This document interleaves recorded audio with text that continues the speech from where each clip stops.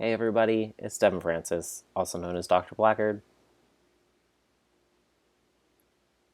It's been 100 weeks since you looked at us.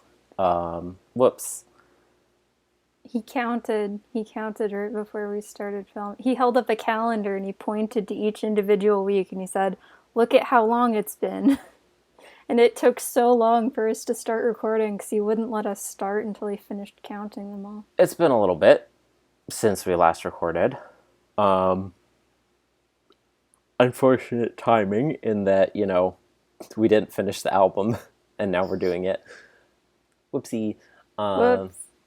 Whoopsie. In all fairness, I did listen to these episodes back in January, and Devin listened to them for the first time, like, today. Well, yeah, but it wasn't waiting on me to be able to record. That has nothing to do with it. I mean, sometimes I was waiting on you, sometimes I was waiting on me. Sometimes both of us were unavailable. Are you sure? Was there ever a time where you're like, I want to record right now, and I was not available? Yes. For this episode, yeah, it doesn't matter. This is episode 227 of the Adventures in Odyssey Oddcast. What are we talking about today, Victoria? King of my heart. Yep. But before second. that, Rumble Racing. Start it. It has an R. Nope. Ruins. There's no R in the entire title. Are you sure? I Yes. listened to it earlier today. Did you I now? feel like there is. I guess we'll never know what it's called. I guess we'll never know, but just as a placeholder, we'll call it Tough Call. I don't want to call it. And then doing the whole album review for 74, buckle up, at the end. So, episode 956, Tough Call, written by Marshall Younger. What happens, Victoria? Olivia, more Olivia, our girl. So she gives her testimony to people, and she starts getting like all this like feedback and comments from people who saw her testimony. I guess it was put online. Yeah. And she starts being asked questions by them and tries to respond to the questions. Sometimes she gets help from Wit to field these questions. What at first it's all help from Wit, by which Yeah. I mean she's not doing anything. And then one person's like, hey, this sounds like someone else is responding. And my first thought was, Wit made an account, didn't he? And now he's pretending to be a child to get her to answer the questions herself. Passive aggressively. Except that's not what happened. And I re-listened to the episodes today, and I forgot that actually was like Jade. Extremely. And I had the same first thought. I never would have thought of that. I had the same first thought when I listened to the episode today. I was like, I can't remember if this is actually her, but I'm pretty sure it's Wit. Because I remember thinking about, hey, that's Wit. But that was just because it was my first guess, not because that's what actually happened. Anyway, I think I could see him doing something like that, couldn't you? I don't think that's the way he would go about doing that, probably. Yeah, but it'd be funny. Anyway, so a girl is asking for help because she's struggling with her faith and doesn't really have any, even though she has had like a Christian upbringing. Olivia connects with her. They like call each other. Olivia realizes with Also, Olivia thinks that it might be her calling to help people with her testimony, which is the point of the title of the episode. Yes.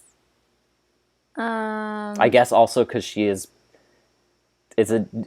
making video calls, I guess, as well, and they're difficult discussions. I guess those are tough calls. I didn't really think about that, but I honestly think I keep on mixing up the title of this episode with the next episode because I think that the title of the next episode is so much more fitting for this one than that one, because that title just feels like a weird one for that episode. But Buck is the king of your heart, and my heart, all of our hearts. He's not the king of homecoming, that's for sure. No, he's the king of our hearts, though. He's Mr. Congeniality.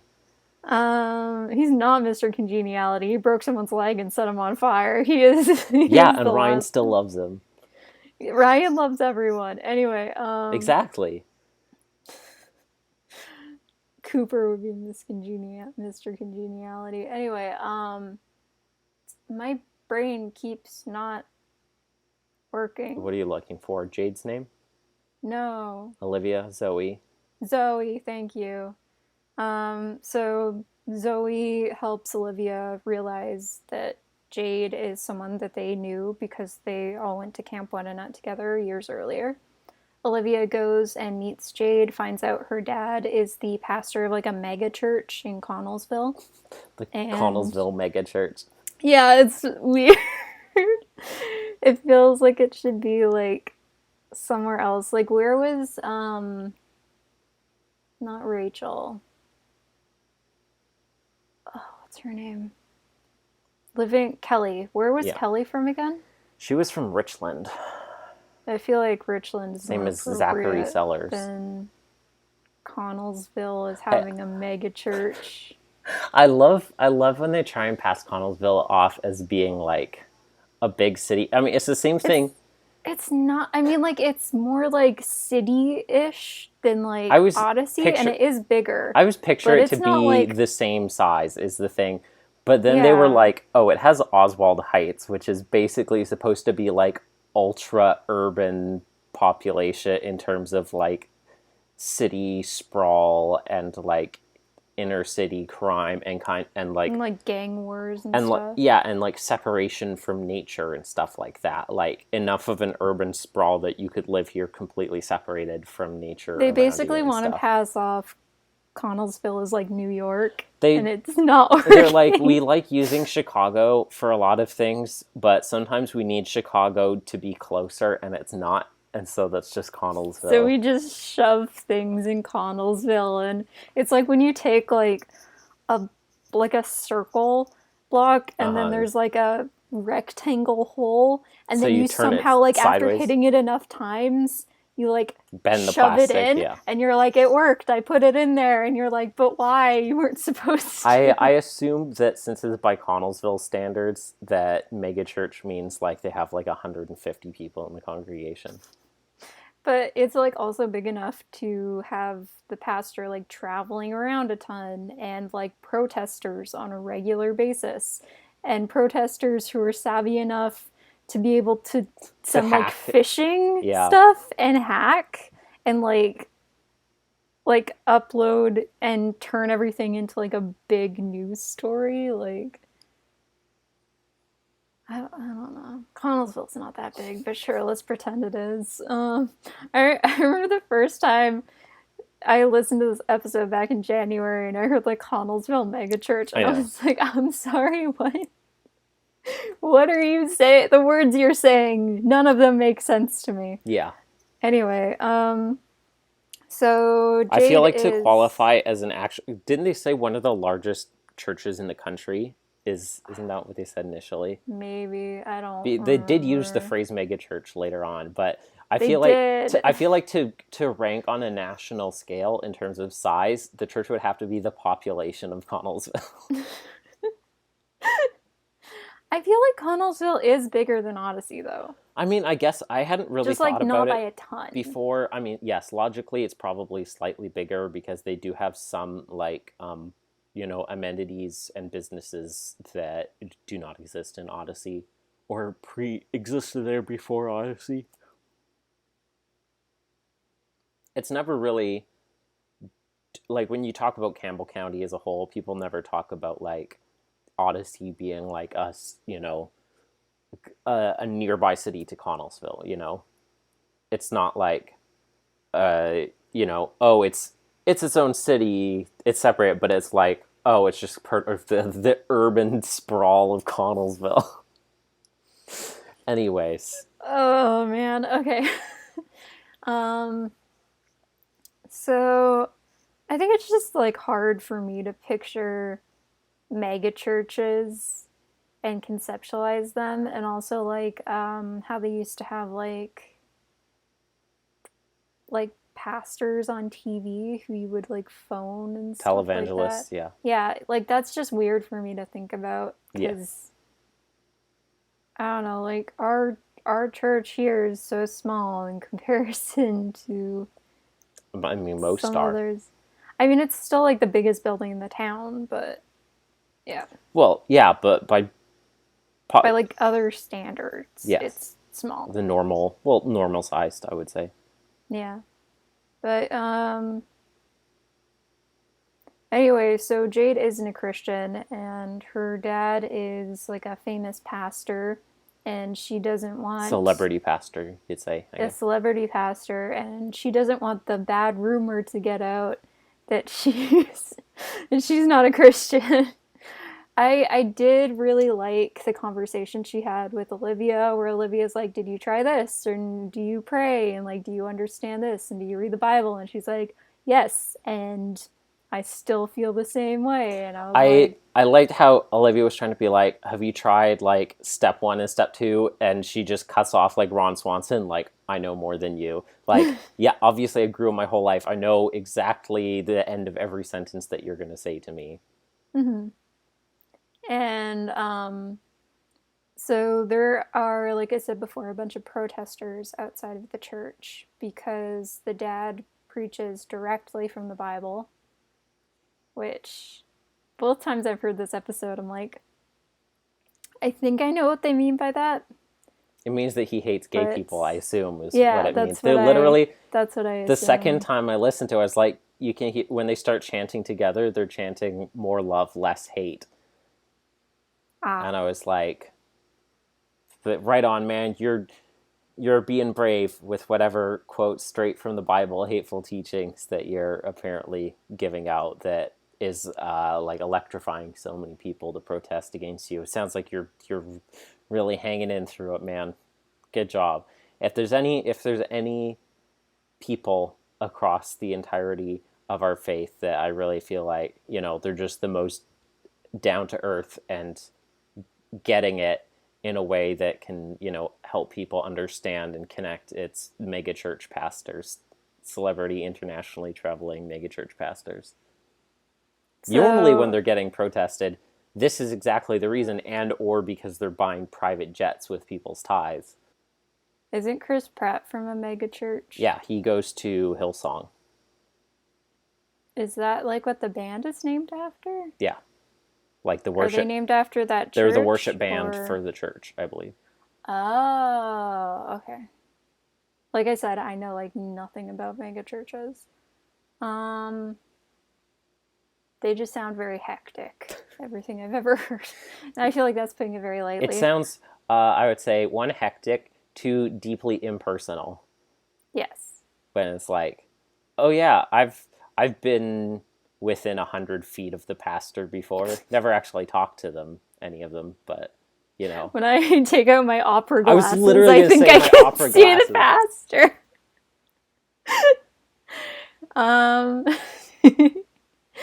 Anyway. So, the rest of the episode, Jade is telling Olivia about how awful the protesters are, saying that like one time one of them got like all up in her face and started saying like awful things about her dad, which like that's not great. And then she kicked that person and Olivia's like, haha, loser. Which like everyone's in the wrong there. I feel like we can agree on that. I mean, she's a kid, right?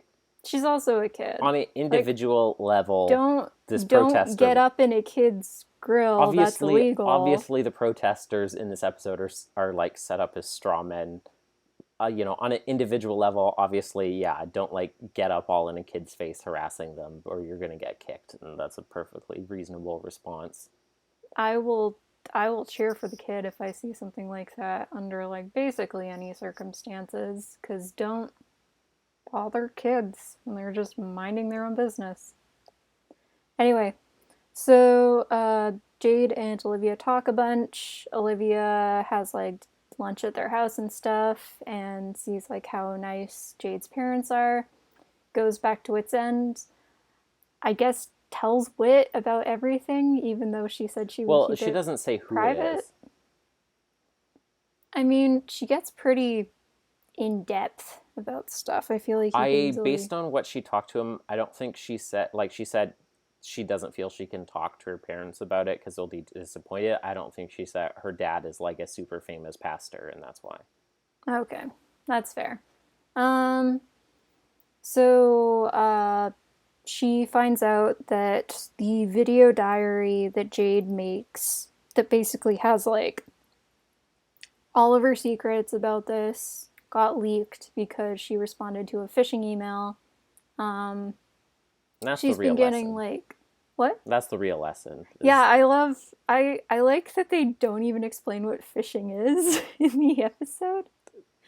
Kids know how to use email.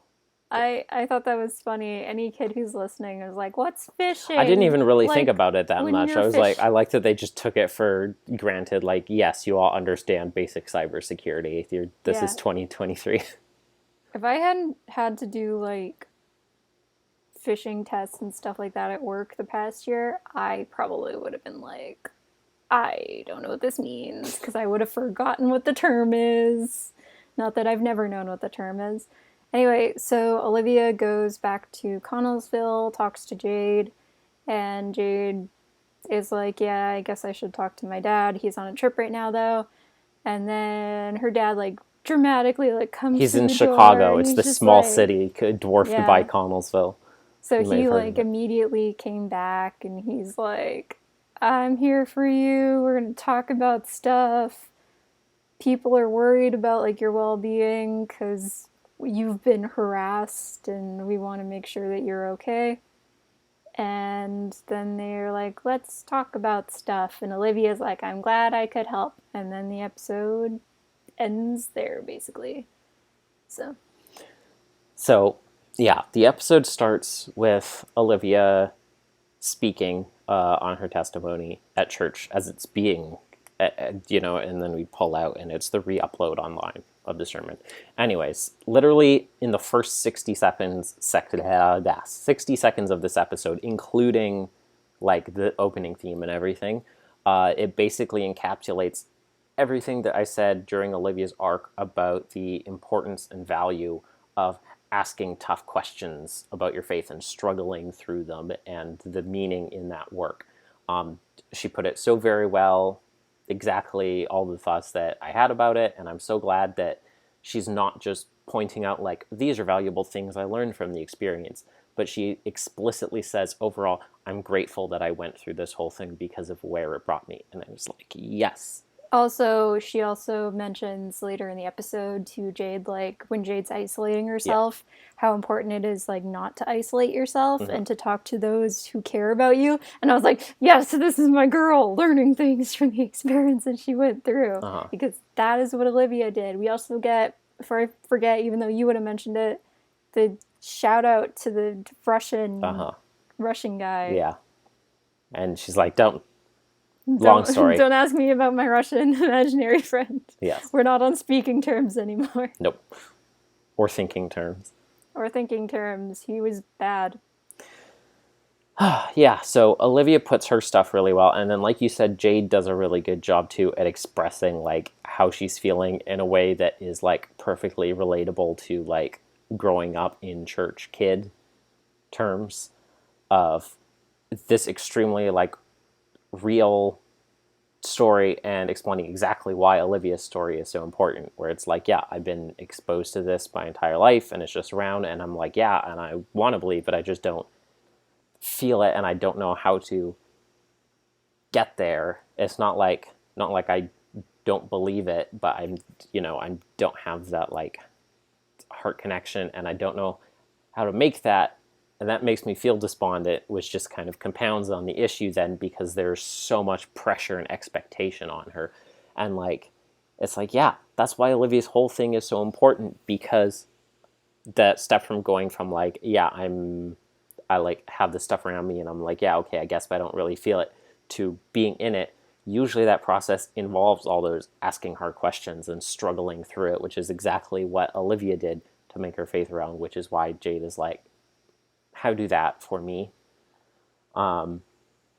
And the fact that Jade has a really well-reasoned explanation for, like, here's why I can't talk to anyone that I know. The people around me who I should most be able to talk to and who are most qualified to help me out with it are exactly the people that I cannot ask about this, and so I become completely isolated in this situation.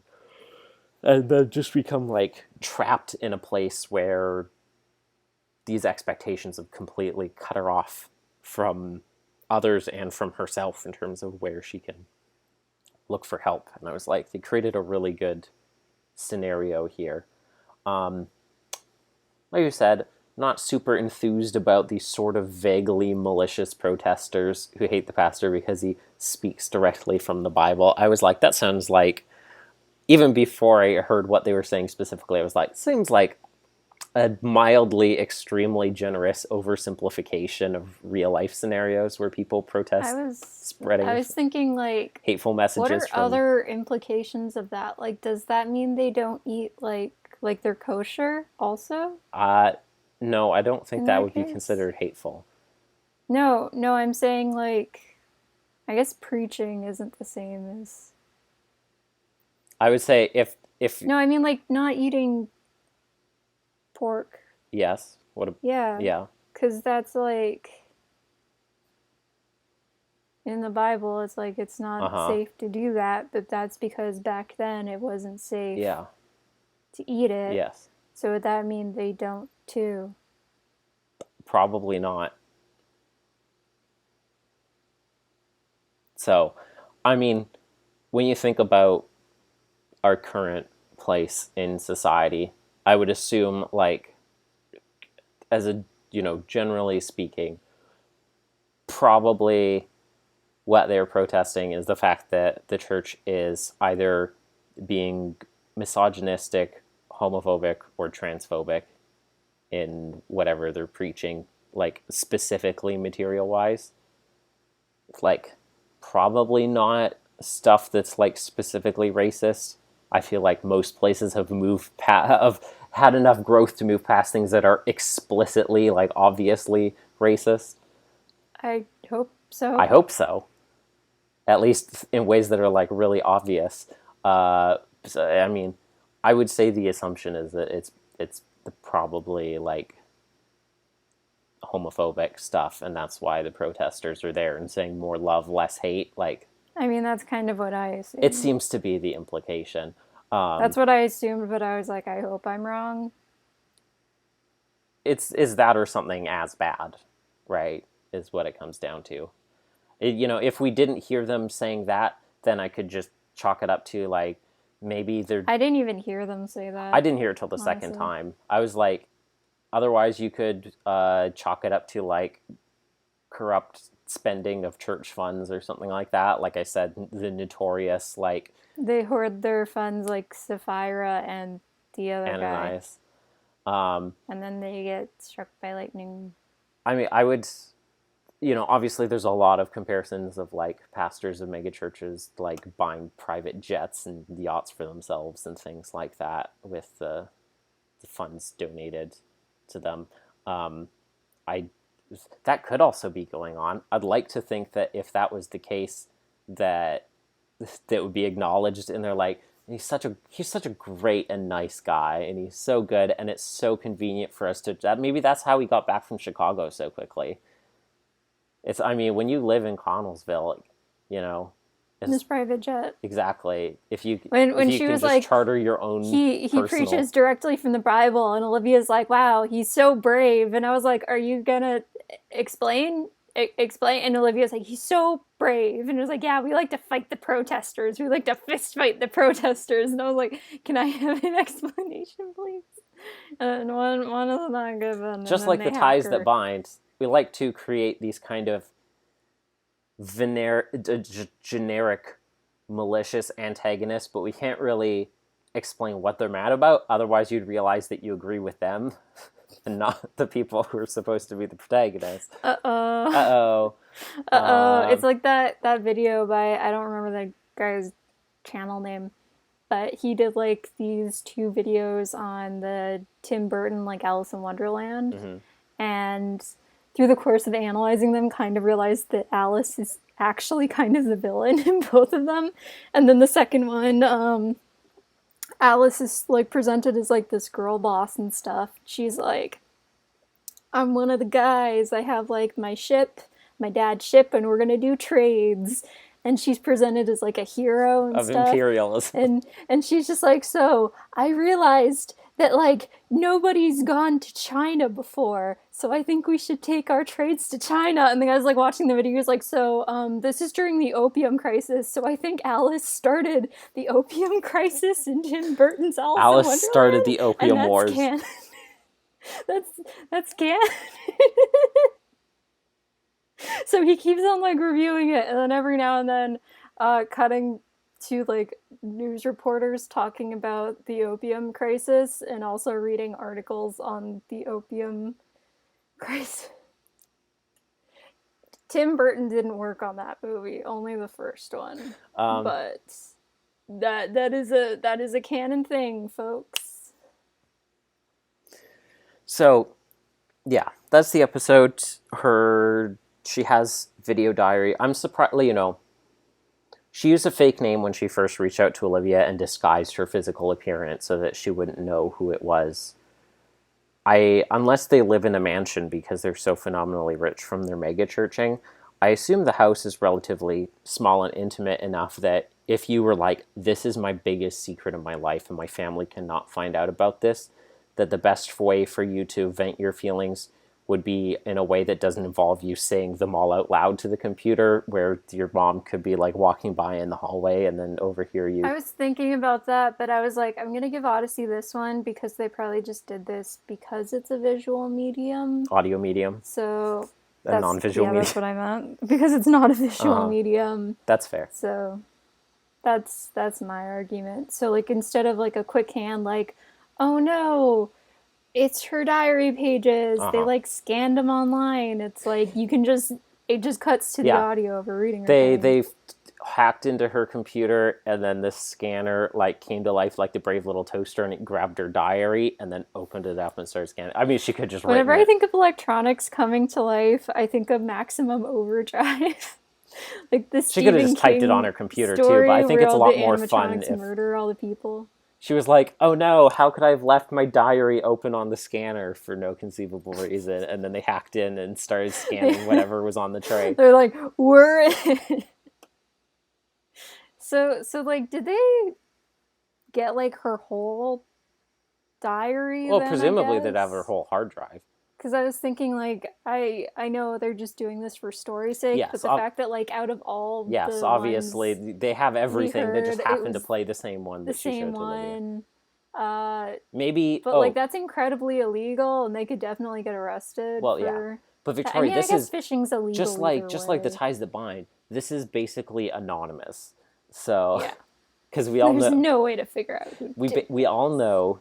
But we know it was connected to a bank heist. Global somehow. hacktivist group Anonymous, their most pressing concern when it comes to setting, investigating government corruption on a global scale, is to hack the computers of 13-year-old girls who live in Connollsville to get their diaries. There's no other way.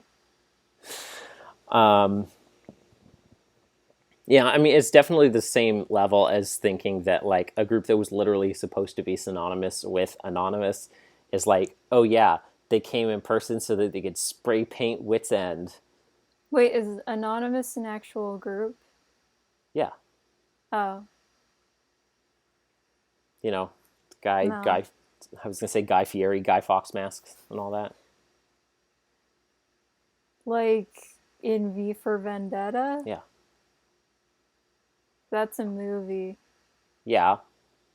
And then people took the Guy Fawkes masks and used as like the symbol of Anonymous. Oh. I don't know. I guess people don't talk about it as Anonymous. I'm not old like you. Yeah, I guess they don't talk about it as much anymore. I feel like WikiLeaks kind of like took that hacktivist culture and like really kind of broadened it out into anyone I didn't even know it. who like Edward Snowden really brought it to the that masses. one guy who spreads a lot of misinformation online. Alex Jones, No, Tucker Carlson, no, he Donald has Trump, like it's like a screen name that the person goes Drill. under. No, not Drill. But like they used to be like very like abundant when it came to like misinformation being spread on the internet like a decade ago or something like that. Wikipedia, according to high school No, it teachers. was like a guy. Okay, It I was like don't a know what you're guy's talking about. screen name, or I don't remember what it is, but you would recognize it if you heard it. Probably. And I like didn't know anything about this guy other than just like vaguely hearing the name, and then I had to like read about him for school like a year ago or something like that, and I was like, oh, that's who this is. So it's just a guy who lied about the news on the internet? What is the name? I'm gonna try and figure out who it was. Okay. Yeah, basically. I feel like that's most people on the internet. Yeah, but this guy was really famous for it. In a funny way, or No. well, why did anyone believe them unless Because people were stupid. It was like before media literacy on the internet was like a big thing. Are you sure it's not Alex Jones? Yes. Okay. Anyways, she gets hacked. It goes up. They realize what happened. She goes. Her dad flies back to Connollsville and is like, "I'm so sorry. I'm just worried about you. Also, your eternal soul, but also mostly just worried about you as a person." So, I feel like the focus of the episode really wasn't as much about like Olivia feeling the weight of like, is this my calling and stuff like that. Obviously, more at the beginning when it was more generally like, I need to answer these questions. So I'll just write down word for word what Wit says. And once I realize I can't do that, I'm going to need to start grabbing books and studying up on this because now I have a weight of responsibility because people are looking up to me. And I feel like based on this episode that it will continue to go. I'm curious. I feel like Jade very well might show up more in the future. I was trying to figure out at first if Jade actually had appeared in past episodes. I did immediately go to check because when they talked about her being at camp, I was like, was she one of the people when Zoe... I don't think she was. But I looked up, there's no like mention of a Jade on the wiki, so I don't think that she has showed up before. I'm gonna give the episode a 4 out of 5 because I do like that we're continuing to talk about Olivia's stuff. I do like that, her, when she described her experience, she described it in really well written words that really encapsulated like all the feelings that I previously expressed in ways that is not just like, hey, it sucked, but I learned a lot of positive stuff from it, but they really captured the idea of this was a necessary experience for me to go through, and that not only was it like it sucked, but at least there were upsides to it, but I'm glad overall that it happened. Like if I could change things, I would not have erased it from happening at all because it is a net positive for me now that I'm through it, which I think is a really good thing to emphasize because we tried to hit home over and over during those reviews that the struggling and the asking questions and looking for those answers and questioning and doubting is such an important process. And so I'm really glad that they're like continue to hammer home that it's not like this is a negative thing, but at least it can be worked for good. But they were like, this is, there are parts of it that suck, but like overall net wise, this is a positive. This is like everyone should go out and ask questions and test what they believe and dig down for those answers and see what it means and figure that out for yourself. all very well put. And then I also just like, you know, the megachurch stuff is weird, both in terms of like how they handled. It's a little funny though. In terms of how they handled like the protester stuff is obviously very like strawman-y, but then also just the fact in general that they're like, oh, you know, it's the megachurch that's in Connollsville, you know, the one that we've all known about. You know, the Connollsville megachurch. You know, the abandoned doll factory on the outside of town by that mine. The abandoned mine. It's really funny. It's not funny, but it's also really funny. But all that aside, like, Jade as an individual, her struggle is, like, super realistic, very well described, and for the target audience of this show, very, very, like, yes, I'm sure this is, like, very applicable to a lot of people growing up on this show. Being in places, especially like, you know, you went through Olivia's arc and maybe you're asking all these questions and starting to like have a really self-aware, critical self-examination of your faith. Or you're going through the same thing Jade went through and you recognize yourself in her. Yeah. Well, that's what I'm saying. Like, Jade, like, you could be in Jade's position. Maybe it's specifically because all of Olivia's stuff made you start like questioning, like, okay, what do I actually believe this? Like, is this like a thing that is, you know, real to me in my heart and not just like in my head where I'm like, oh yeah, of course, because I've always grown up like this, you know, whatever. And so I think that's such an important character for people to be able to connect to, because like Jade, anyone who even just grows up all the time in the church, even if you're not a pastor's kid, let alone like a internationally famous mega pastor's kid, is going to be able to understand the nerve-wracking expectation of when it's like, oh, it's built up on the eyes of not just your parents, but also a global tabloid audience. And a huge question mark congregation. So that stuff is all good. All the protester stuff is questionable, and so I balanced that out to 4 out of 5. I honestly thought 4 out of 5 too. I don't really have much to add from. No, it's 4 out of 5, not 4 out of 5 too. Yeah. Yeah. Thanks, Steph. You're welcome. Well, first off, I can't figure out who the heck this person was. All I remember is the name started with an S. I'm pretty sure, like the username, which became like a group name. I think it was like an anonymous group too. The Onion. It's not The Onion, although when I did look up history of misinformation online, The Onion was one of the things that was listed, which is fair. BuzzFeed was also listed. Whatever, it's just gonna bother me forever. No big deal. Anyway, so yeah, I don't really have a ton to add. I think the megachurch stuff is very silly. I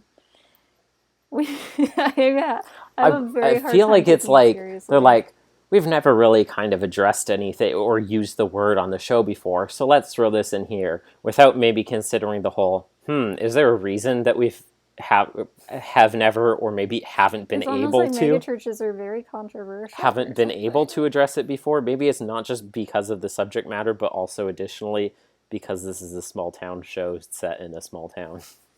Like, what if, hear me out, we put a megachurch in Connollsville and everyone in the writer's room was like, brilliant. They write it on the whiteboard, like circle it. Well, that's the thing. The episode was written by Marshall, right? He's the showrunner. He could do whatever he wants. No one's going to say no to him. He has absolute power, and it's corrupted him absolutely. Okay. Yeah, I don't have much to say. Let's go to the next one. Okay, now, episode 957, King of My Heart, written, of course, by Kathy Buchanan. Let it go. We just spent like 10 minutes in between recording trying to figure out who Victoria was. It's not Mark Zuckerberg. Google. Was it Steve Jobs? It's not Steve Jobs. I can't handle this. I need to lay down. This is too much for me. Saddam Hussein. It's not. What happens It's not at King the of... Knights Templar, Google. I can't. The, like, Mabim Bam level, like, this is the Twitter account for the Knights Templar. They must be telling the truth. I'm so upset. We're talking to them on Reddit. Victoria, what happens in King of My Heart? Okay, to start this off, I have to send you 2 pictures that I've been holding on to since January. I need you to look at those. Okay. Just a moment. This was 2 days before I listened to King of My Heart. When I typed these. See, I circled the date so you could see it, and if you click on... yes. I was looking at the top and trying to figure out what GAM No, I is. circled the important bits. I see that now. 2 days before I listened to this episode, I said, I miss Ryan as Odyssey kid. Odyssey spelt wrong. And then I listened to this episode, and Ryan appeared, and I was like, did I do this? I brought him back, and then I instantly looked at the ground and said, I miss Wellington. And he still hasn't come back yet.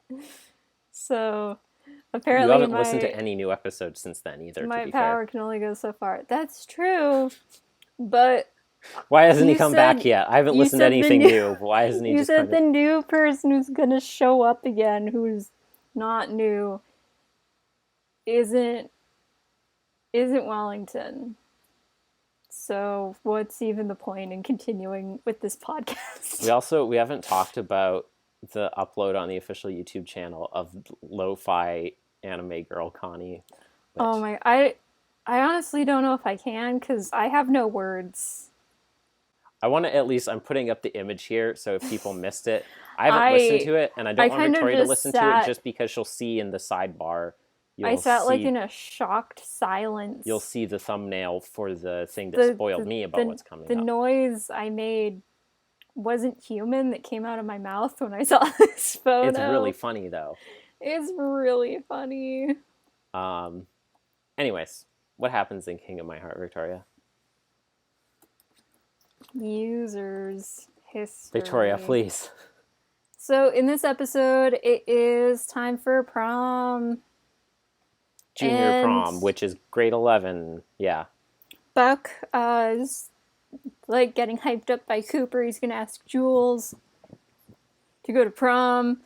Cooper's hyping him up in like a loving friend way where he just mocks Buck incessantly. It's really funny.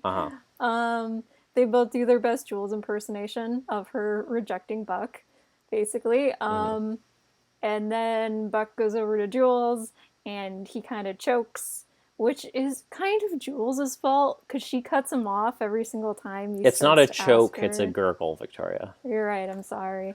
It was so cute. The way he just answers flatly about the gurgly belly is like, yeah, like a swallowed bubble bath. And I was like... That's my son.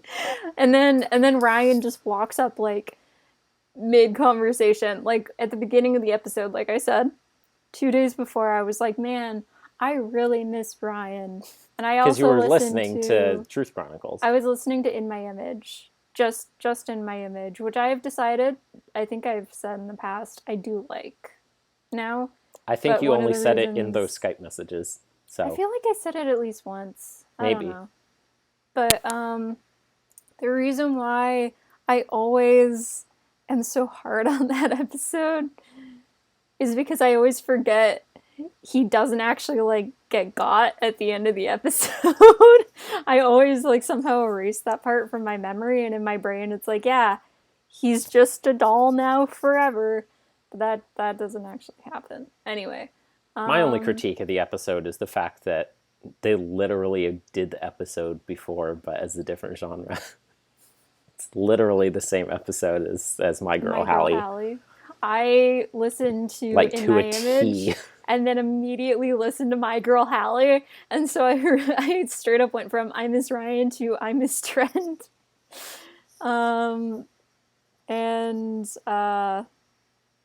the alternate ending to My Girl Hallie isn't as good as the ending they went with.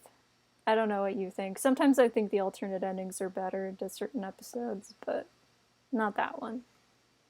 So, Ryan's here.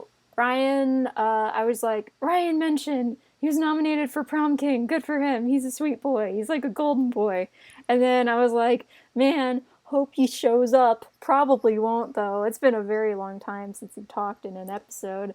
And then he just cuts in and he's like, hey, Jules, want to go to prom? Like, mid-conversation between Buck and Jules. And she's like, oh, yeah, sure. And then he's like, sweet. And then he walks away and Buck's like, my life is ruined.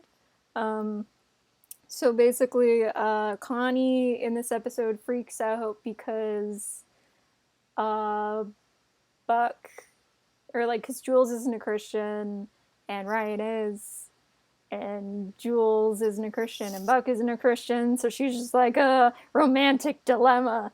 And then she's basically like talking about like being unequally yoked and stuff without ever mentioning Jeff. Like, you could have mentioned him at least once. She never even said, like, I've been in this scenario. Or did she say something like that? No, she didn't. Yeah, she could have been like, I've been in this scenario. And I think it's very appropriate, like, what Buck and Jules are going through.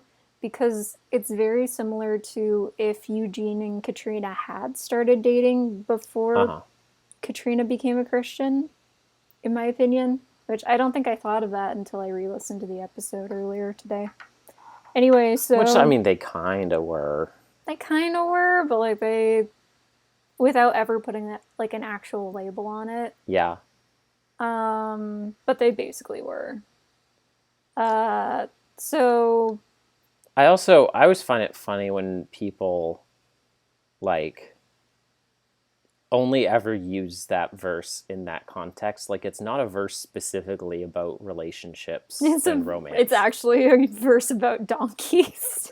Yeah, no, it's just about, like, the dynamics in any kind of friendship, romantic relationship, business relationship. Also, not specifically about your faith either. But I feel like people only ever use it regarding... you need to be the same faith as the person with whom you were in a romantic and married relationship of dating. That's the footnote right underneath the verse. It says that. Yeah, the footnote that says this is what Jesus said that we put in the footnote. Mm-hmm. And Jesus said, put that in the footnote. So basically that's what Connie is doing in the episode. She also has a conversation with Katrina, which is very nice. They're talking about being like moms, basically. It was so good. Where has this been? And the sad thing is, I feel like the only reason this is in the episode is because Eugene couldn't be in the episode. And I don't know how to feel about that. Yeah, I mean, I don't know. Like, there is... On one hand, it's like so nice to have this dynamic between Connie and Katrina, and part of me is like, maybe it would have been Katrina anyway because she's the one like at the school stuff, so they would have had to have her like as a voice actress. But like, would this have been Eugene if they had Eugene available? On a pure character level, I think it makes more sense to be a Connie and Katrina conversation than Connie and Eugene. But we never get Connie and Katrina. Exactly. I don't think... I was like, Katrina? Is she allowed to show up when Eugene's not here? Is this allowed? Yeah, and it's not just as a teacher at the school. Both times I listened to this episode, even though I knew it was coming the second time, I kind of forgot. When Buck came into the house and said, "Hi, Mom," to Katrina, I stopped breathing, and then he said, when's Dad gonna be back from work? And then he called Katrina Mom again, and then Katrina was like, I know you miss your dad. And I was like, crying. Yeah. Yeah. It was a lot. I'm not normal. It knocked my socks off. I did not see it coming. It's so casual. The way they did it was the most casual thing in the world. There wasn't even like any hesitation in the delivery. Nope. It was just like, I can't breathe. Oh, they're important to me. Yeah. Kathy knew what she was doing when she wrote that line. She like probably cackled to herself and she was like, ha ha ha, they'll cry when they hear this. Yeah. When they hear Robbie say these lines. Anyway, so Buck is basically a hot mess for this whole episode, and Jules is too towards the end. And Ryan is kind of like an adorable mess. Ryan is only a hot mess in so much as Buck physically sets him on fire by making him both a mess and physically warm. Both a mess because he's covered in dirt from rolling on the ground from trying to get the fire off of him. And hot because Buck set him on fire. Buck also like broke his leg or something inflammation like that. of like breaking his ankle also as well. So Ryan wins Homecoming King. Jules is doing like photography for also Miss Adelaide. Ryan being the person that like everyone hates him because he's so perfect with like it's being so like, funny. He's like we should all get up, pulling absolute like Mean Girls, like I'll break up the crown and everyone gets a piece is exactly what I thought. I love Ryan, like I already said a ton of times. I love him as a character. I've always loved Ryan. I think part of it is just I really, really like his voice actor. Mm-hmm.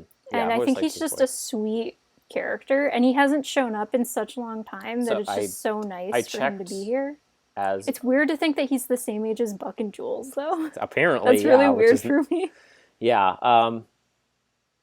I guess it kind of makes sense, though. Well, I mean, I guess Jules because like Matthew would be like about a year younger, and so would Nelson. Here's what I'm thinking. All of a sudden, is Valerie is always getting up in Jules and Buck's business, and Valerie was introduced alongside Ryan, so you'd be like he's either her age or she's a little older and he's the same age as Nelson, but I think it makes sense for Nelson to be a little younger.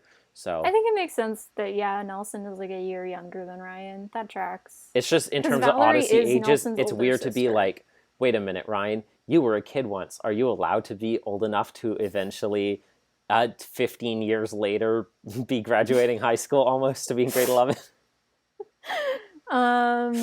So and that they put the actual year on it. They said junior prom, which will I assume mean definitively they are juniors, which as my understanding of America goes means that they're in grade 11. Which tracks because like Jules and Buck both recently learned how to drive. Have been able to drive for a while. Yeah. I checked just as a reminder. So Ryan's previous appearance was in Unfair Game, the Philippines soccer or basketball episode. The one where Marvin also was mysteriously. Right. So that was in 2017. So that was 6 years ago. Was his last appearance. Before that, the Holy Hoopster was his previous appearance, which was in album 56, which predates this podcast, which means it was 10 years ago. It's been so long. They've been keeping my boy in jail. I'm exiting every tab I had open. Yeah, of course he went in jail. He did Watergate. Okay, I was so close right after listening to this episode the first time and listening to it today to listening to Kidsborough again. Mm-hmm. Because I was like, now I understand what's going on. I'll probably get it better now, but at the same time, I don't remember what Watergate is, and I was at work, so I was like, I can't look it up. And I remember you What, you want me to do Watergate historical research when I'm working at the library? You explained Watergate to me, like, back when Truth Chronicles came out. I'm sure I had a very meager understanding, only slightly less information. All I remember is it's like something to do with the president and Nixon embezzlement. lied about funds for security or something, and then he got caught on tape. He spent them on something else? Yeah, something like that. He spent them on security, and he said it wasn't supposed to be or something like that, and he lied about it, and then he got caught on tape. And then he was called out by an anonymous person who used the code name Deep Throat.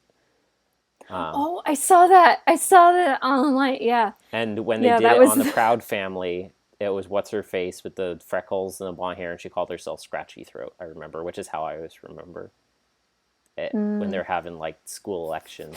In Proud Family, they're like, we can't say Deep Throat. Yeah, between La Cienega and Penny. I don't remember anyone's name on Proud Family except for Penny and Sugar Mama. Dijonay. What's the dad's? Oscar. Is it Oscar? Yes. I was like, no, it can't be Oscar. That's the name of Will Smith fish in Shark Tale. Obviously, so it can't be him. And they can't both be named Oscar. Anyways. So I love that Ryan is portrayed as like this perfect, unfallible figure when like we've seen him go through so many crap scenarios in the past. That was so and long ago. we know how flawed he is, but the thing is, it's been so long since he showed up that he, for all we know, has become just a completely righteous figure. He's the holy hoopster, Victoria. He's the holy hoopster, after all.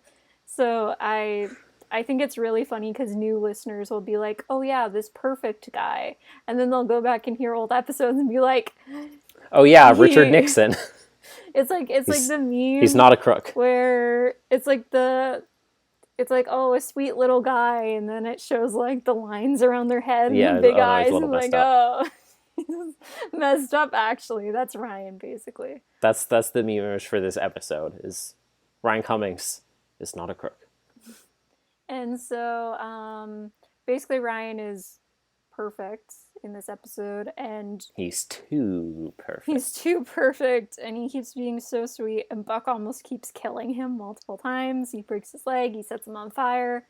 None of the things on purpose. The funny thing is, he's not too apologetic about it. The funny thing is, none of them are on purpose, but he does spend a lot of time. He doesn't feel that bad. He does spend a lot of time with otherwise. Cooper, with the two of them making fun of Ryan for things that aren't real, to be fair. But that's what I expected to be, was like, oh, someone's going to overhear him, and then people are going to be talking about how Buck was bullying Ryan, right? Yeah. Where it was like, oh, yeah, I probably going to find his way to the dance with his dumb sense of direction that doesn't work and stuff. And then the guy in the background is like, actually, he has a wonderful sense of direction. As you were saying this, I was like, oh no, this is going to be the conflict, is they're going to find like, oh, he was like bullying him and making up rumors about him. When I'm like, no, I mean, it's a little mean-spirited, but they're just making up funny jokes between the two of them. They're just messing around in the But I was like, room. I guess objectively not a nice thing to do, so like morally they're gonna be like, someone's gonna hear it and then Buck's gonna get in trouble for saying mean things about Ryan, and then it didn't come up and they were just goofing on him and it was fine. It was like, okay, this is all right.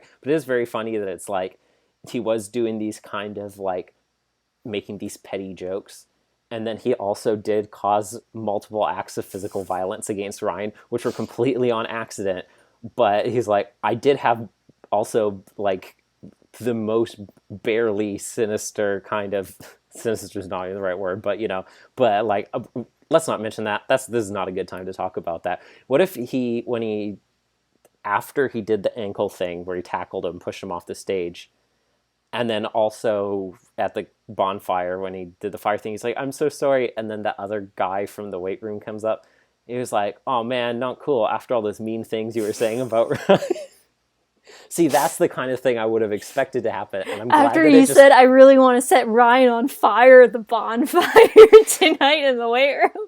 I like how they were making these fake digs at Ryan, and then it just never came up again. Yeah. Because it made it seem like more of a human being thing, and less of everything you say has to be moralized in some way. I kind of wondered if Jules, or if like someone would be like, I can't believe he's like bullying Ryan, but like literally the only person who's like, what is your problem, was Jules. Like even Katrina, like when Ryan was injured, her like whole focus was on Ryan. She like never interacted with Buck in that scene. She was like, oh my gosh, someone get a hospital. Yeah, someone bring the hospital here. Good job, Victoria. Anyway, so Connie, I think it's funny because Connie's like freaking out with Katrina, and then when Katrina's talking with Buck, she's just like, yeah, me and your dad used to have relationship issues. And he's like, I thought you were perfect. And she's like, nah. And then she talks about their history, which was so good. And then she's also like rooting for Buck and Jules, which I kind of like that a lot. She's like, I want you to go get her. Like, I'm rooting for you. And then for Buck, most of the episode, I thought that Connie's concerns were supposed to be played off entirely as for laughs. At the end, I was like, I guess it was supposed to be mostly for laughs, but also, watch out. Yeah. But, and then I still think it was mostly supposed to be for laughs due to the whole, I think it was mostly supposed to be for laughs, but also no, she can't date Ryan because Ryan would be great for her, but Ryan should reject her.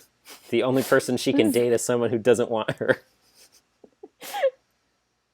And I was like, but do you want her and Buck to date? And she's like, no. And Katrina's like, calm down.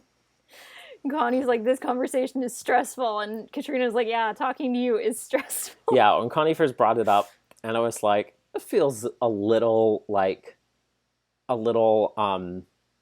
panicky, like a little unnecessarily like worrying at this stage of things. And then I was glad that Katrina was there as like the straight person to be like, hey, Connie, I think you're a little bit out of hand right now. And Connie's like, have I ever been unreasonable? And Katrina's like, ah. So Ryan is kind of nervous about the dance and talks to Buck. And Buck tells him like all his stuff that like Jules loves and stuff. And it's so sweet. And he's like a complete gentleman to Jules for the dance, and she has like a really fun time. And then he like gives her like cookies and orange juice because she's a little freak. Connie drives them to the dance, and then Jules gets out first, and Connie turns around. She's like, I know you're Spider-Man, Ryan. What? I see you being all perfect out there. I know your secret. Wait. Sayonara, Mayor my Cummings. Mechanical bird suit. You have a mechanical bird suit. Out there in my Strataflyer. You have a Strataflyer. You know what they say, Ryan Cummings washes down the water spout. Sayonara, Ryan Cummings. Is that something people say? I don't know. Sayonara, is that something people in the Mr. Odyssey Mayor. Owls say? I don't know. You tell me. Can I go now? Yeah. Have fun with my sister. He's a good kid. It's funny because I was going to say Jules' dad, and then when I processed it through my brain, I was like, oh wait, it would be Connie. And I was like, oh, this matches up so much better than if it was other generic parental figure. Are you equally yoked, Ryan? What does that mean? Oh, so he doesn't read his Bible then.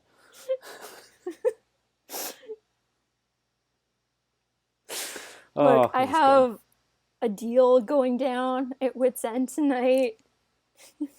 It's definitely Ryan Cummings. It is definitely Ryan Cummings. Link in the description to the best Jenny Nicholson short of all time. That video fills me with such happiness. Everyone go watch it. It's all time. It's so good. It makes me so happy. Anyways, they go to the dance. Ryan is a perfect gentleman. So Jules basically asks him, like, what's up when he drops her off, because she realizes, like, there's no way he could have known, like, her favorite band, and to carry, like, a hair tie with her, which, hearing that, like, Buck always carries a hair tie with him for Jules is the cutest thing I have ever heard. I like how she passed everything else in the night was, like, reasonably could have been passed off as coincidence. Until he's like, also, I brought you orange juice and chocolate chip cookies. And she was like, okay. Okay, something's up. Something weird is here. But I think it's so cute that, like, Buck goes to, like, a dollar store or something like that. He's like, yeah, I have to get this and this and this for, like, Eugene, like, these little, like, supplies. Bulk hair ties. Oh, and also I need some hair ties for my best friend. My best so space friend. Sweet, my bestie, the besties. TM. So she goes to talk to Buck, and they have like an argument and stuff, and they like yell. It's basically just them yelling at each other about how much they care about each other, and it is so sweet. And it ends in them deciding that they... It's the absolute classic, like fanfic, like, we're yelling, and then I accidentally say that I care for you. And then I confess, and then you confess, and then we become partners, and now we're dating. Yeah. And then the episode ends, and then Chris Anthony, the audacity of this woman...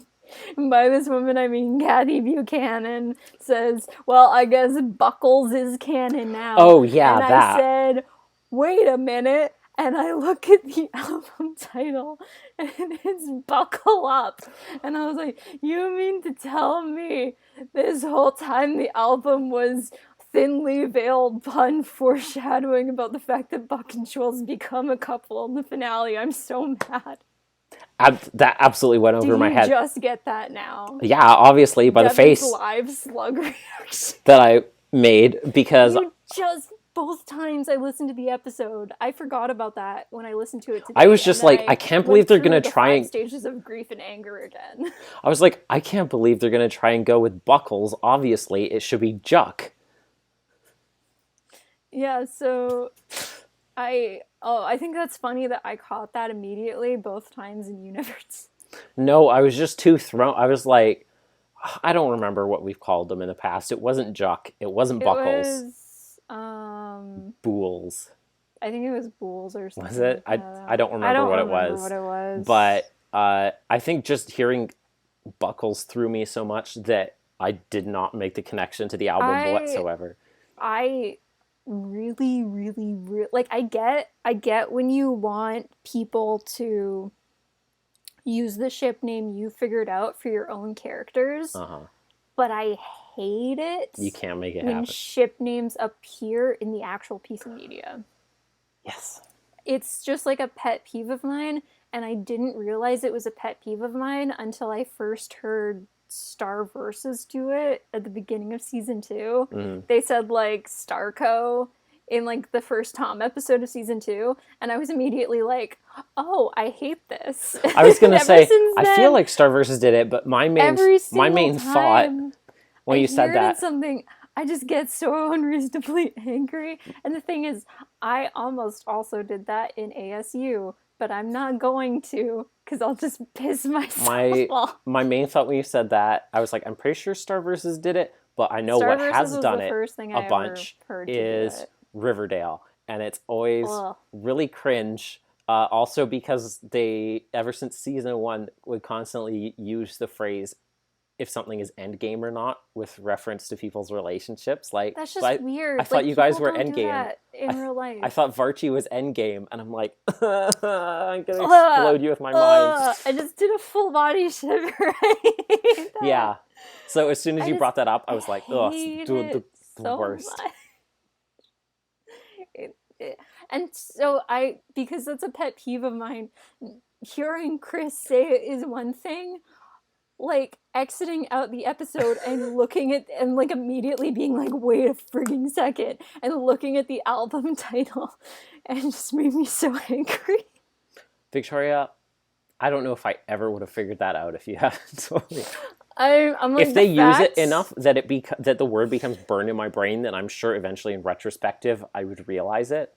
The fact that, like, not only is that the album title, and they were like, we know that this is going to be the finale, and we're so smart for putting this, like, thinly veiled pun foreshadowing for the season finale episode. We're also going to put them on a roller coaster and it, like, with Buck and Jules at the front of the roller coaster. I am so mad.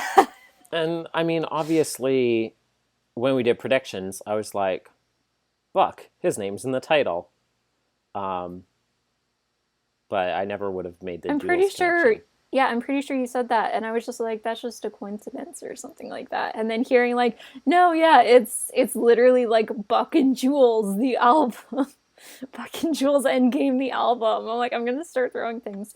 Let me be so clear. This is just personal preference. It is, from an outside perspective, kind of hilarious, but me personally makes my blood boil.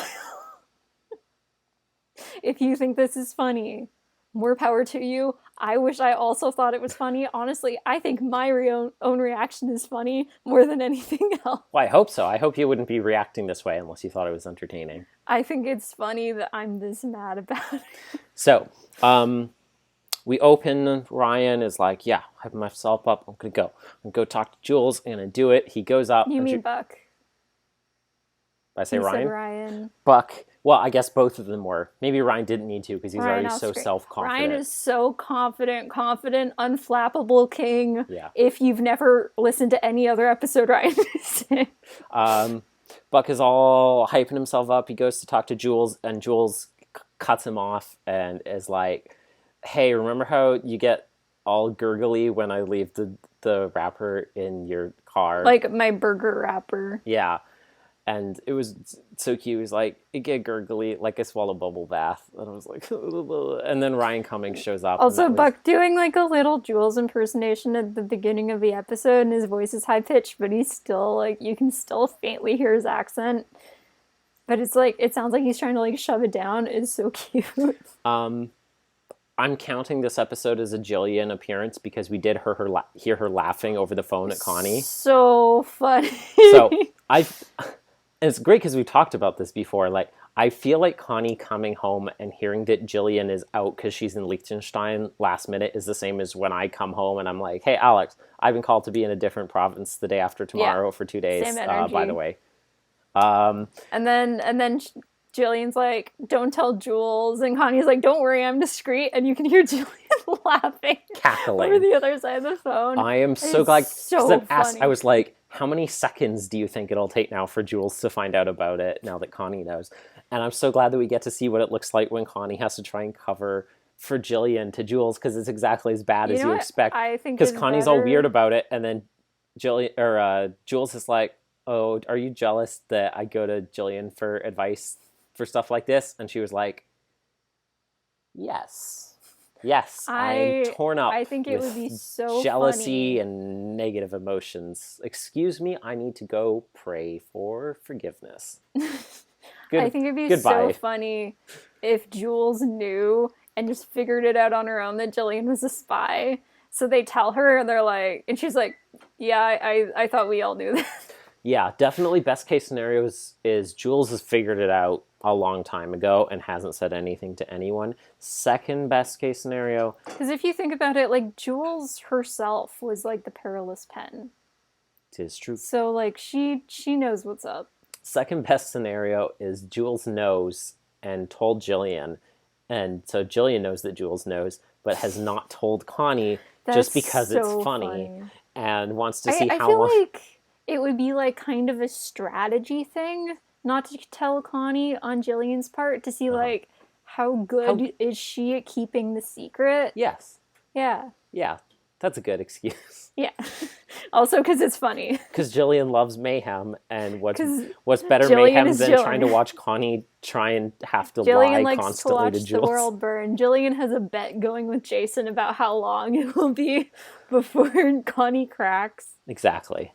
And as we all know, do you think they like pre-record all of Candid Conversations now?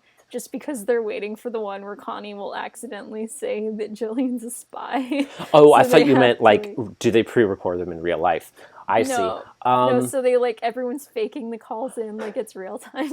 I mean, I hope so. It would certainly be wise, given the history of the show. I can't believe, I get that like part of the show is people call in. Yes. But it still astounds me that show is allowed to air live. Well, I'll say this, Victoria. Like the last time they did it, basically, I guess not the last time at this point, Connie had someone break into her house. Yeah. Well, here's the thing, Victoria. At this point, I feel like it's more dangerous for the show to keep going. If they had that much foresight for things, then Connie would have started pre-recording the show a long time ago. Yeah, probably around the point where Mitch died. You know what I'm just realizing right now as you say that? The whole tension of the episode is like Connie's at the studio, but was mentioned earlier, like, oh, Jillian and Jules are out right now. Like, what if they come home? Now we know if Jillian had come home and there was a home intruder. I feel like even if Jillian just came home before we knew everything, we both confidently would have been like, oh yeah, Jillian could take this guy on. It's like, true. I bet you, like, even if Jillian wasn't a spy, I could easily see her carrying both, 1, a taser, 2, pepper spray, 3, giving Jules pepper spray. Well, she's going to be like Gina, where she's like, here's my hairspray, and here's my lighter, and then she's going to flamethrower him, she's going to rotisserie him in the bathroom where he's shaving. Basically. Yeah, but could you imagine if her, like, obviously she could have beat the guy up, but what if while he was on the phone, Jillian bursts in and goes full NSA mode and, like, attacks him and arrests him and is like, like reading him his rights, like on my authority as a special agent for the National Security Agency, and it's all on his phone still. Jason's just like turns on the radio. Oh yeah, because Jason was also listening as it was happening. That sounds a lot like Jillian. Nah, and then he turns the radio on. Oh, that episode. There's a lot of ways he's that like, episode could have gone. Jillian, why aren't you at work yet? And then he hears his voice over the radio, and he's like, what? Still, the best Jillian episode is the bells, Christmas bells. The Christmas bells. So the deleted Jillian episode, the unaired one. Katrina shows up. Crazy. She's talking to Connie, just the two of them. Wow, they're talking about like raising their children together. It's everything. Inconceivable. They passed the Bechdel test, unheard of. They were talking about Ryan Cummings, but they weren't the whole time. There were points. I had where that thought. I was like, and I was like, oh wait, they're talking. I was listening this time. I was like, wait, they're talking about who Jules can date. So, there were points at the end of the conversation where they were talking like solely about being parents and stuff, and saying like, oh, being a parent is hard and blah blah blah. They did pass the Bechdel test there. I was very glad that I was like, I can't believe Connie is actually like legitimately, and not just for laughs, so like loud? Disapproving of Ryan because he's a heathen Christian. He is a heathen. A non-believer, and I was like, good grief. And then Katrina came in. She was like, Connie, stop it. Connie, stop yelling at children and calling them heathens. And Connie's like, you can't make me. And then Katrina goes home, and Buck is there. It's time for Mom she's like, and Dad. Let me tell you about your mom and your dad's dating history. And Buck's like, I thought you two were always perfect. Brendan mention? I heard like the voice in my head, like, Brendan. Brendan. Yeah. Brendan. Buck's calling them Mom and Dad, and exploding and dying forever. And then we get a little more explanation for Eugene, where Katrina talks about how his frequent recent absences are being explained because he's working on some big, exciting project. We better get to find out what this project is. Well, here's the weird thing, right? Like, she talks about how he's working on some big project, which, in like an exciting way, that Katrina is, it's difficult for her to find the words to describe the exact kind of emotion. But it also sounds like it's being hyped up, kind of. And I feel like at this point, it's the very similar to the radio wave study way that it was being described. It was very early Novacom, like, Eugene can't be around because he's working on some big project at the college. But it also felt to me like something that will be addressed later. Yeah. The way they were talking about it. Like, it made me feel like Eugene is coming back. Yeah, it's interesting. It's just the calls... The reminiscence to early Novacom made it really feel like this is a project which will turn into a specific plot element that currently exists to justify a period of absence. Like, it kind of hypes me up, like, a little bit, like, low-key. It is currently being used to justify a period of absence for Eugene, at least until he can be recast, and then probably he will come back and there'll be some explanation about, like, hey, here was a specific reason why I couldn't... Excuse me. Here was a specific reason why I couldn't be here for however many albums. I was making Novacom too. Been mentioned probably like at least 4 episodes this album. It's been a lot, yeah. Like, he wasn't mentioned in the Olivia episode. No. But he was mentioned in... Actually, I don't think he was mentioned in Game Night, was he? No, he was not. I brought up, because I was like, he should have been mentioned. We both brought that up. But I think he was mentioned in every other episode. The third one, he wasn't in Legally Wooten. No, I think it was just this one and Renee Renewed. But then he was also in the 18-yard line in AIOC, and I think at least one other recent AIOC episode. Okay, so basically he has been mentioned in like 4 different episodes, pretty much. At least 3 for sure. The 18-yard line, the Renee one. Uh-huh. I'm pretty sure he was mentioned in the Suzumori episode, which I listened to today, but I can't specifically remember where. Because they talk about, like, Campbell College several times. They do talk about Eugene. That's the class that Eugene teaches. You're correct. Yeah. Yes, he was mentioned in that episode. And then they mention him several times in this episode. Yes. So I feel, like, pretty confident at this point that they are going to recast Eugene. Or at the least they're trying to make a reasonable transition. What do you think? Oh, I do think that they're going to recast, yes. Okay. I did have the thought today that, like, no matter who they recast, I don't think the person will be able to do, like, the wah. I mean, it's not like or that Eugene does that all that frequently. It's not Kermit but, like, the Frog. it's very iconic when he does. It makes him sound like a Muppet. Well, it's because what Kermit does. Wah. That's my Kermit impersonation. So, yeah, Katrina is like, Buck, you don't understand. Eugene and I dated for so long. Like, it was absurdly convoluted. And then he's so like, and you ended up together? And she's like, no. And then 10,000 years later, we started dating again. It's so funny to me. And the fact that he doesn't know about any of this really does mean that they've never told him a single thing about their earlier lives, because it would have to involve this infinite period of their lives. I want them to tell him, like, so right after we met, we went on a game show together, and he'd be like, what? But Connie won and beat both of us at trivia. Won. Did Connie win? Yeah. Okay. That was the whole thing. She won because part of me wanted to say Katrina won. She knew how many spores were in a common meadow mushroom. Wait, but Eugene had the question about Katrina's eye color, and he got it wrong. No. Katrina had the question about Eugene's eye color. Oh, yes, and then she won. Yeah. Well, they both did, because Eugene got it wrong. He was like, they're brown. Yeah, and then Katrina's like, periwinkle blue. Yes. I thought Katrina won. Yes, I think you're right. Yeah. Yeah, never question me again. All that matters is that Eugene lost in the context of the bet between Connie and Eugene. I guess he did win the other trivia episode with Connie. The one that Wooten put on? Yes, that's what I thought you meant. Yeah. The Hear Me, that's what it is. Yes. Yeah, I was like, she was like, you know, we dated for a long time. He was like, really? And I was like, do you talk to each other at all at home? I mean, to be fair, it's like, I think about how much I don't know about our own parents' lives in the broad span of, like, I didn't even, we mentioned this, like, I think last episode, but we didn't even know how, like, our grandparents met until recently, so. Yeah. So it's not that absurd when you think that Buck has only known Eugene and Katrina for a much shorter span than his entire life.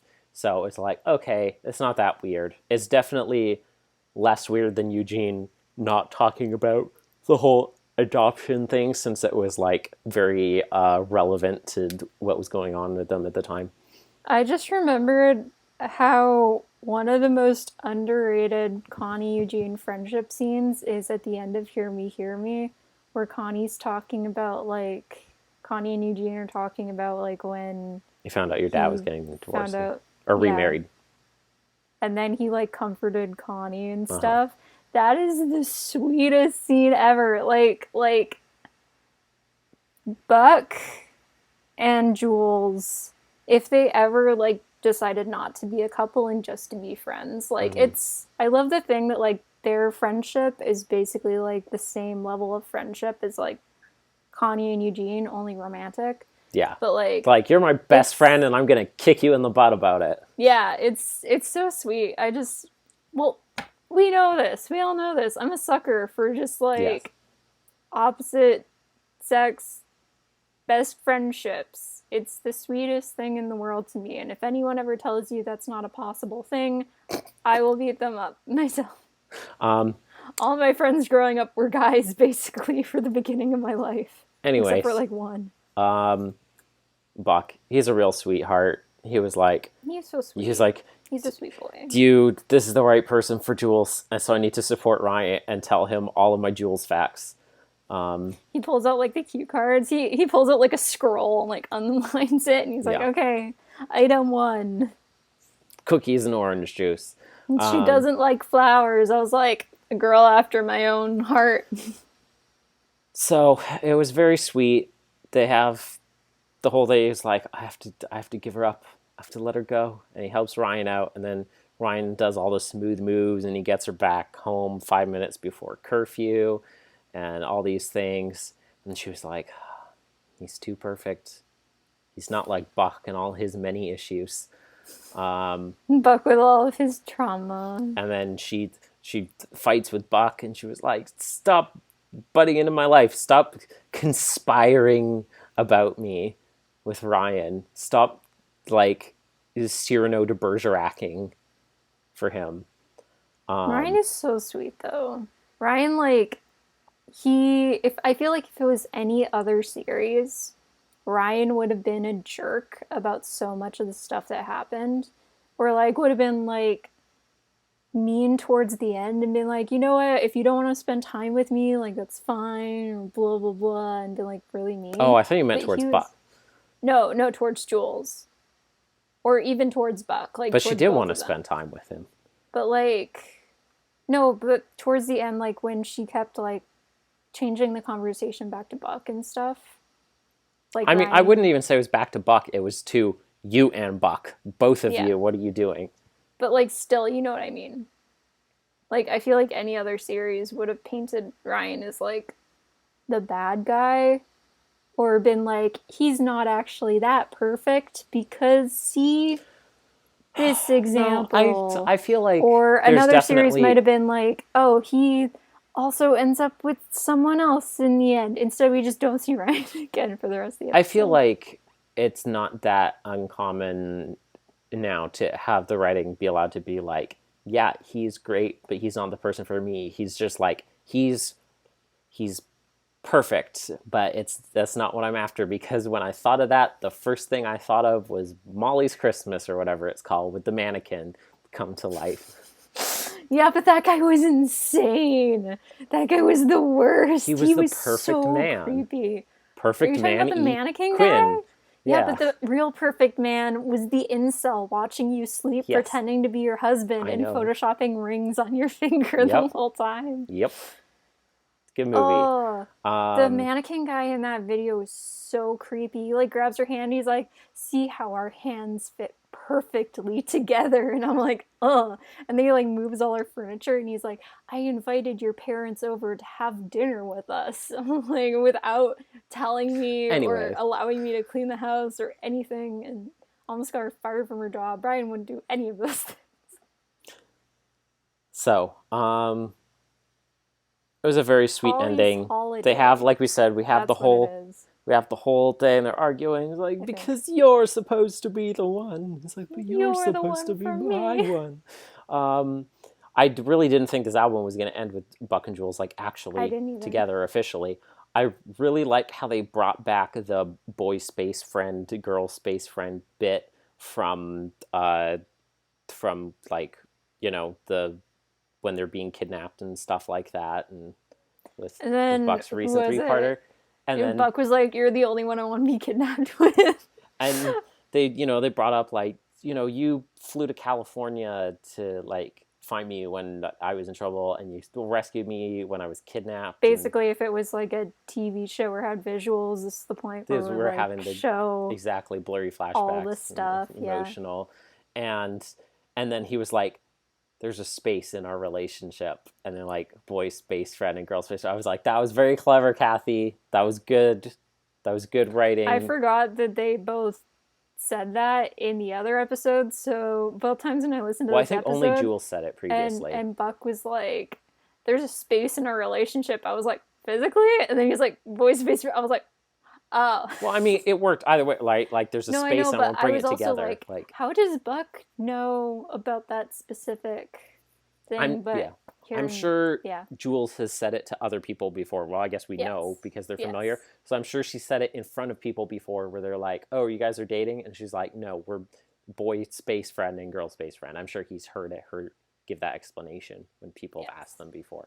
So it was brought back around in a really clever metaphorical way, and I was like, "Aw." 4.5 out of 5. I was so glad that Katrina was allowed to talk about her and Eugene's relationship. I was glad that Katrina was allowed to exist in this episode. She was allowed to exist by herself. Talk. There are so many times where she exists, but it's over the phone and as an enigma and a concept only. Like Jillian. Like Jillian. Yeah, she was allowed to talk about, like, her relationships in the past, and she was allowed to talk with Connie and have, like, a one-on-one mom talk together. Yeah, so that like was so good. my 4.5, 1 full point for Jillian, as always. Jillian shows up, automatic 1 point for the episode. Another point for Ryan. I missed him, my sweet boy. Another point for Connie and Katrina mom talk. Very good. And then the half point, I don't really know why I'm taking a half point off. I think that compared to some other Buck and Jules episodes, this one isn't one I would listen as much to over and over and over again. I think I'm starting to factor that in when I rate episodes, the re-listenability for me more than I used to. So yeah, that's probably going to be like what the final point for me comes down to now, I think. Because that's like a large factor of my opinion rubric of the episode. For me personally. Such a librarian. So what's your rating?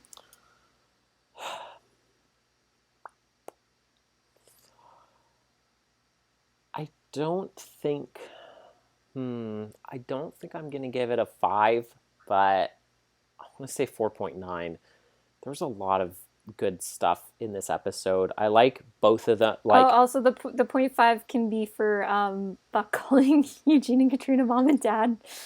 I like the fact that, it's not like Jules was like, once I was with someone else, then I realized you were the one all along. Like, we should see at the beginning, like, both of them independently are waiting on the other one. Yes. But due to miscommunication, they don't get there and Ryan cuts in first. And obviously, if someone, you don't want to be like, maybe, sorry, you're my second choice. I'm waiting for someone to ask me first. And the someone is Buck, who's standing right there. Obviously. So, like, obviously she's going to say yes. I think my favorite thing about this episode is the fact that it's a Buck and Jules episode focused on Buck and not focused on Jules, because most of the time when we get episodes about these two, they are focused on Jules mainly. That's true. So, like, usually when it's one more focused on Buck, it has, like, more of a, like, big stakes plot. That's like true. The one where he steals the car, which I did re-listen to that episode today. It's still very good.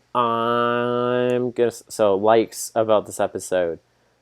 Buck and Jules both talking about their feelings before they even, like, confirming their feelings before it's, like, directly to each other and all the other incidents happen.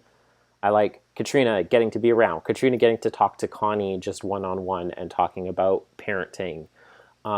Katrina talking sense into Connie when she's being a little irrational about worrying about Jules and relationships. Buck calling Eugene mom and dad. Jillian. Yeah, Jillian, and thinking about Connie having to lie to Jules about Jillian is great. Katrina talking to Buck about her and Eugene's, like, dating history and all of its convolutions. Ryan Cummings' return. What else? Callbacks to... Cooper was fun. Callbacks to, like, little bits of Jules trivia, like the orange juice and cookies thing and stuff like that. These little sweet moments and remembering back to the adventures that she and Buck have had together and stuff like that. Locker room banter with Cooper and that other guy and Buck. Yes, that was funny. one. Yeah, the funny banter where they're arguing Buck's about... like, go back to lifting your 2-pound, like, 2.5 pound dumbbells. Marcus, or whatever his name is. Is that basically the gurgly swallow bubble bath thing is very cute. The space in our relationship thing was great. That's 12 things right there where I'm like, yes, these are nice. I've been watching, like, Most Popular Girl in School, and my favorite characters are definitely the guy characters and just, like, their banter, and just, like, that scene had very big energy as Most Popular People Girls are always in saying School. This about Adventures in Odyssey. Like, what common banter comparison between the guys without some of the jokes and stuff, but like the energy was a little similar, so I liked that. Yeah, those are all of the things that I liked. It was good. It was a good episode. And why didn't you like it? What's that point one off in case Kathy's watching? I always think in case Kathy's watching after that first interview, because, you know, like, it put some fear in me. Yeah. No, definitely. I think it's just like, I mean, and it's so minor.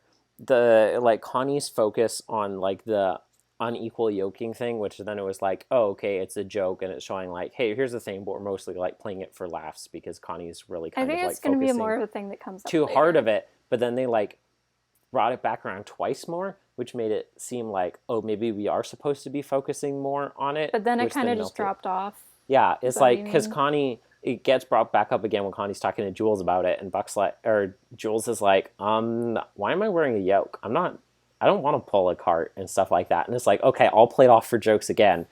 But then it's like the only thing Chris talks about in the wrap up. And so I was like, what's happening? Devin's getting whiplash. Exactly. It felt like a little strange because it felt like in the episode, it feels more like kind of like a little seed. And that's definitely what it is, right? Like, it's in there to be like, oh, we're mostly kind of playing it off for laughs, but watch out, it's a surprise tool that will hurt us later. And it was just weird how it's like, we'll bring it up, but then we'll play it off for laughs, and then we'll bring it up again, we'll play it off for laughs, and then that's like the only thing Chris talks about in the wrap up, and I was like, oh, okay, I guess. Do you think it's going to be makes a lot more ominous. One of them becomes a Christian before the other, or both at the same time? And if you think it's one, who do you think it will be before the other? I mean, obviously it's one, otherwise it won't be an issue. I mean, probably Buck. I'm thinking Buck, yeah. And then Connie's like, you can't date her anymore. Break up with her. Connie says it? Yeah. I feel like, oh, that'd be such a good... That's when you need Eugene for that conversation. Because Eugene... Connie and Eugene team up to try and convince Buck to break up with Jules. And he does it. And he keeps his heart strong. I mean, also Katrina. But he says something poorly worded and it's caught on the webcam. And it's basically the setup from High School Musical 1. Where Troy gets caught on the webcam. And then Gabriella's like, oh. I was thinking, when you said High School Musical 1, I was just imagining Eugene and Katrina and Connie singing Stick to the Status Quo to Buck after he becomes a Christian. No, no, no, no. Don't date Jules, oh no. If you want to be cool, stick to one simple rule. Stick with the yoke, you know. So, that is the finale. That's it. Okay, bye. Now we're going to talk about the album review as a whole. Like a split rip through that. So let's talk about that now. I put us on a timer for 6 minutes. Let's see how... Okay, time to wrap things up now. Here, 1 minute per episode. Opinions. This is album 74. Buckle up. So, episodes are Game Night, Renee Renewed, Legally Wooten, Value in the Process, Tough Call, and King of My Heart. So, Game Night. This episode I forgot the Renee episode was this album. I'm just used to her being OAC. This episode is so bananas good in every way. I'm absolutely obsessed still with Game Night is the perfect episode. Absolutely obsessed with the Jason and Whit dynamics, and the Jason and Jillian dynamics, and the Wooten and Penny dynamics, and the Connie and everyone dynamics that take place in this episode. It is one that gives us like really good portrayal of adult friendships. What does it mean to maintain your relationships with your adult friends when you're an adult and you're living in real life, where it's hard because it's like, we don't want to just constantly be burdening everyone because everyone has a lot going on all the time because that's how being grown up works. But also still need to like emotionally support each other without constantly just being like unending therapy and having time finding to a healthy balance. Exactly, yeah. Which is important. And a very actual relevant theme for being an adult and when you're maintaining those relationships. And also for when we talked about the episode for us. Yeah, and so that stuff is already good, and then so many great stuff. Having all of the Jason Julian stuff, where this is the first episode after, album 73, and so having this come in there and then be all of that was fantastic. And then all the wit stuff, and it was Renee so renewed. Horace had a moment where he hit on Renee 0 out of 10. Yeah, I still can't get over this episode. Like, I mean, Renee came. It's cool. They did a good job with the flashback preview and stuff like that.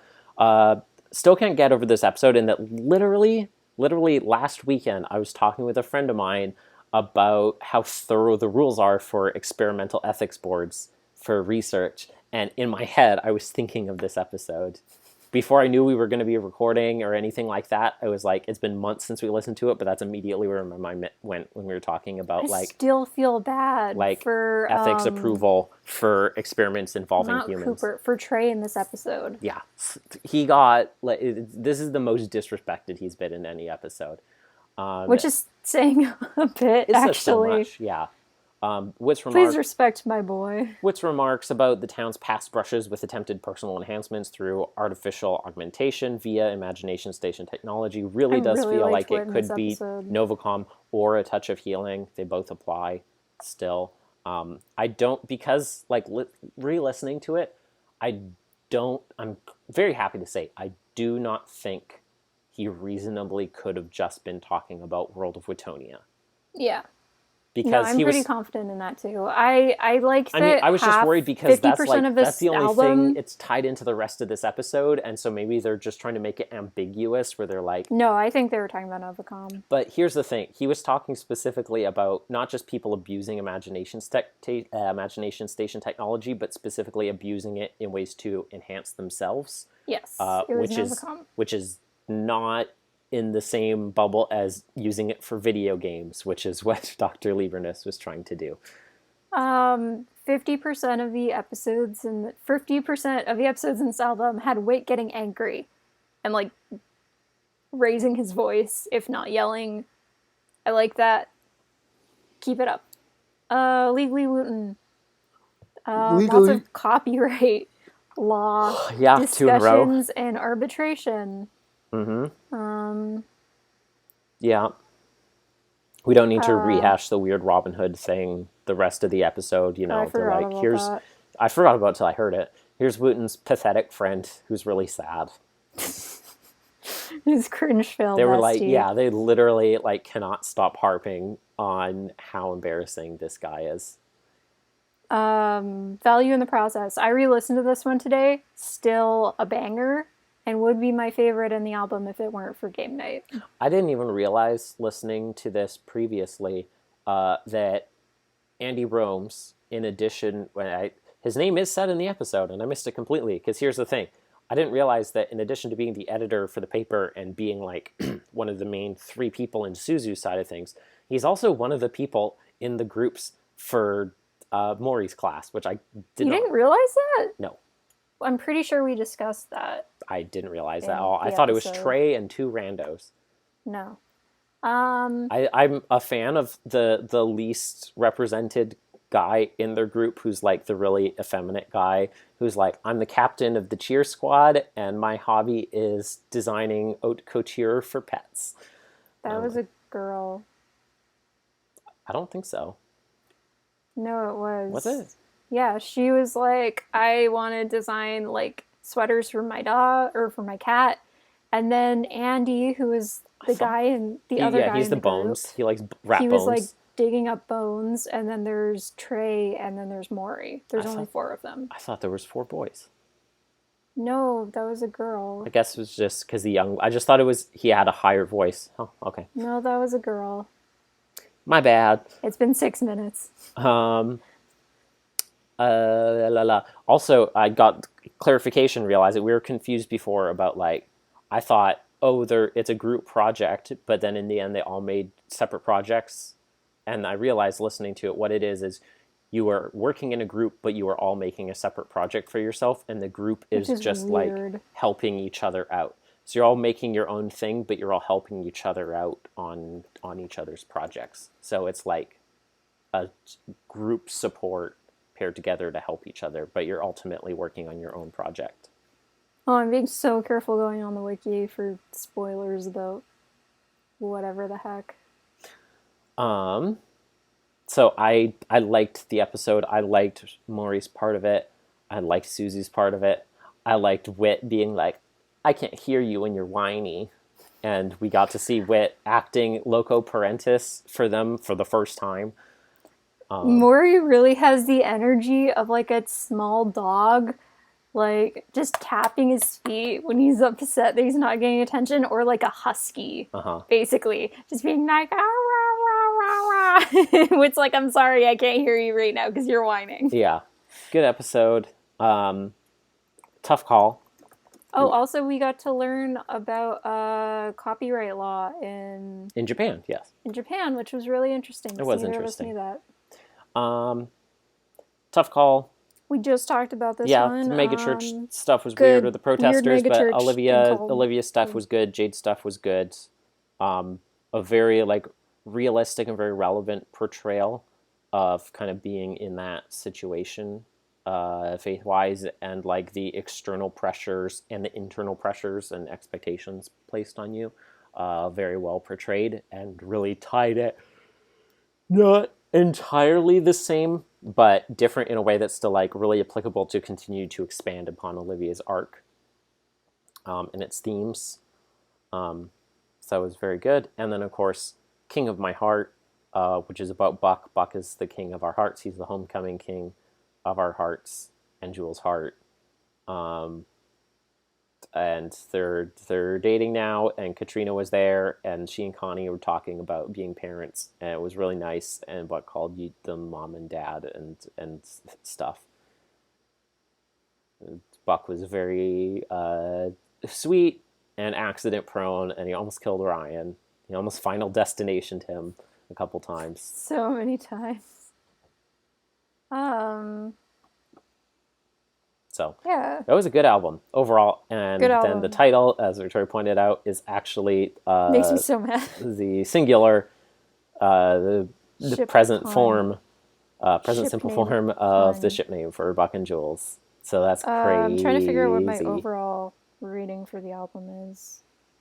You say yours first. I'm gonna give this album. I'm gonna say 4.5 out of 5. I feel like Renee Renewed was a bit weaker. I feel like Legally Wooten was a little bit weaker. But Game Night was a fantastic episode. I really enjoyed King of My Heart. Value in the Process was a great Mori and Suzu episode. And Tough Call also helped to continue to expand well. And like you said before, it's like, okay, we got more Jason and Jillian stuff. We got more Mori and Suzu stuff. We got Renee coming in and introducing to the numbered albums her storyline. We got no Emily on her end of things, but we got Olivia and her stuff, and then we got Buck and Jules. Oh my gosh, I forgot to mention, apart from Emily, we basically got every single storyline that's going on in the show right now was addressed. King of My Heart, we never mentioned it. Bridget is on the phone at one point with Jules. Yeah, she's mentioned. And that's really important to me. Yeah. 4 out of 5.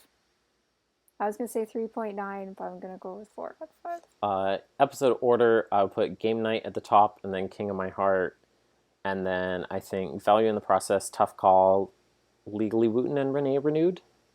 I'm going to say Game Night, Value in the Process, King of My Heart, Tough Call, Renee Renewed, Legally Wooten. All right. Next time, we are wrapping up the 2022 AIOC season with the November and December episodes, and closing out the whole season. So. And then I can finally listen to new episodes. Oh my goodness, it's been so long. soon. Okay. So that's what I'm hungry. Yes, that's what we're doing next time. Until then, thank you for joining us on our side of YouTube. I've been Devin Francis, also known as Dr. Blackard. And I'm hungry. Goodbye. Goodbye.